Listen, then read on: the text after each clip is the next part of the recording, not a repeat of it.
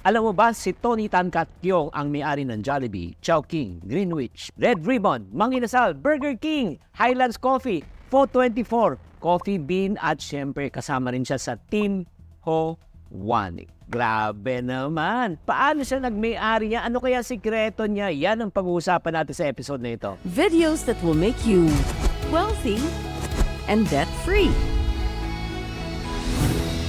Either this Chinkitan your pambansang wealth coach. Grabe, no? Imagine mo, iisa lang pala ang may-ari, may kapartner po sila, di ba?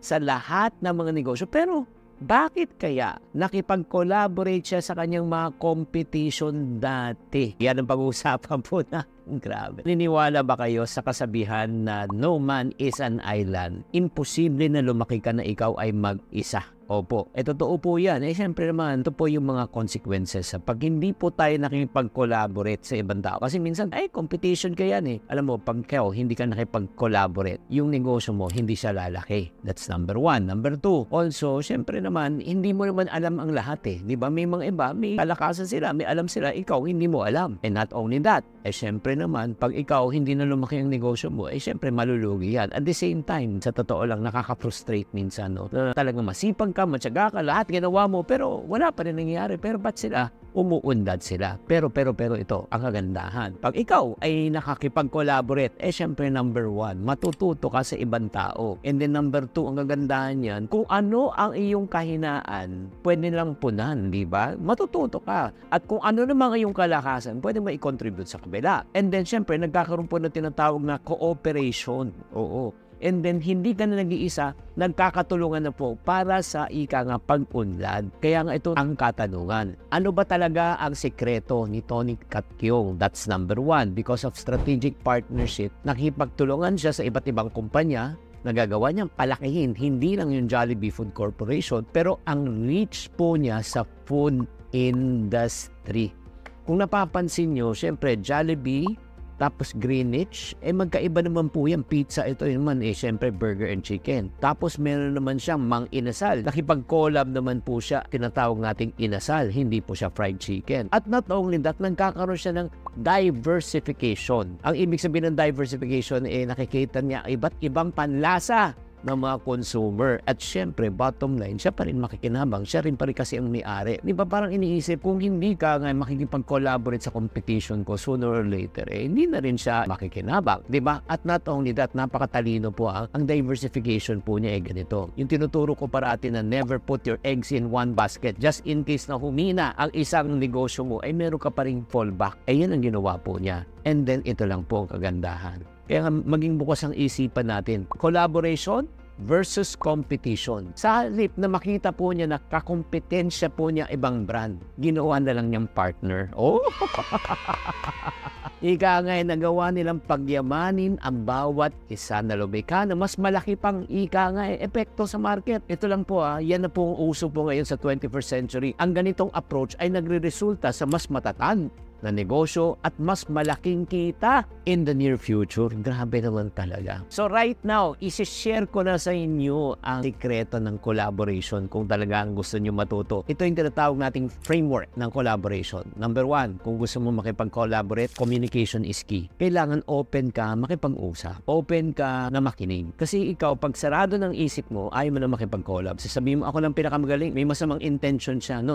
In order for you to collab with other people, you have to open yourself and be vulnerable. Yan po yung napakahalaga. That's number one. Number two, aside from communication, naka-importante po yung tinatawag nating cooperation. Ang importante po, pag tayo po ay pumasok at makipag-collab sa ibang tao, ang iniisip mo parate, hindi yung ano yung makukuha ko, ano yung pakinabang ko.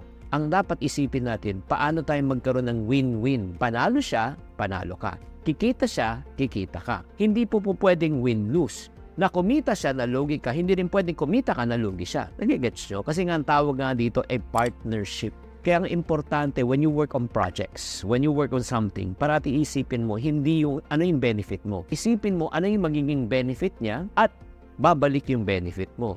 Yan ang tinuro po sa akin ng isang great mentor sa pangalan po ni Zig Ziglar. Ang sinabi po ng Ginoong Zig Ziglar is this: just help enough other people to get what they want and you will also get what you want in life.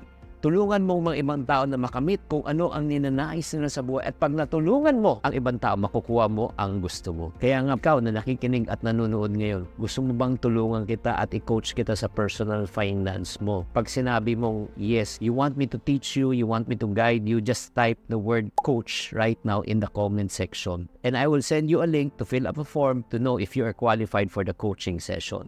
And finally, aside from communication, aside from cooperation na win-win ang relationship, ang importante po is collective decision-making process. Pag ikaw nakipag-collab ka na, hindi na ikaw lang ang magde-decide. Dalawa na po. Kaya nga it involves team members, no, in important business decision to encourage them. Kaya kailangan po yung tinatawag natin na hindi lang po pwedeng top-down ang mentality natin pag tayo po ay nagde-decide. It should be from bottom up already. Bakit? Meron ka ng kasama, meron ka ng ka-partners. Kaya ang grabe, no? Kung titignan po natin, napakagaling po ng company po ni Tony Tan Caktiong na talagang his collaborative leadership turned Jollibee into the largest fast food chain in the Philippines with significant international presence. Not only that, ang dami pa niyang kumpanya.